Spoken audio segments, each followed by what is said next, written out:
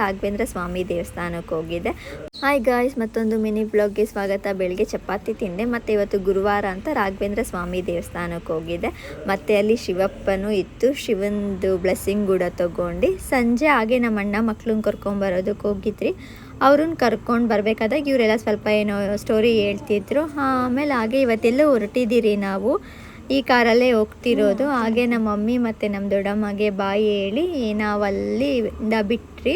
ಮತ್ತು ಇಲ್ಲಿಂದ ನಾವು ನಮ್ಮ ದೊಡ್ಡಮ್ಮ ಊರಿಗೆ ಹೋಗಿ ಅಲ್ಲಿ ನಮ್ಮ ದೊಡ್ಡಪ್ಪ ನಮ್ಮ ದೊಡ್ಡಮ್ಮನ ಕೂಡ ಕರ್ಕೊಂಡು ನಮ್ಮ ಅಣ್ಣ ನಮ್ಮ ಅತ್ತಿಗೆಗೆ ಬಾಯಿ ಹೇಳಿ ಹೋಗ್ಬೇಕಾದಾಗ ಹಾಗೆ ನಮ್ಮ ಅಣ್ಣ ಮಗಳು ಸಾನು ಮಲ್ಕೊಂಬಿಟ್ಲು. ಅವಳನ್ನ ಮಲಗಿಸೋದಕ್ಕೋಸ್ಕರ ನಮ್ಮ ಅಣ್ಣ ಏನು ಪ್ಲ್ಯಾನ್ ಮಾಡ್ದೆ ಅಂದರೆ ಕಾರಲ್ಲೇ ಜೋಕಾಲಿ ಕಟ್ಟೋಣ ಅಂತ ಪ್ಲ್ಯಾನ್ ಮಾಡಿ ಅದನ್ನು ಕಟ್ಟಿದ್ದೀರಿ. ಅವಳು ಸಕ್ಸಸ್ಫುಲಿ ಅದರಲ್ಲಿ ಮಲ್ಕೊಂಡು ಆರಾಮಾಗಿ ನಿದ್ದೆ ಮಾಡಿದ್ಲು.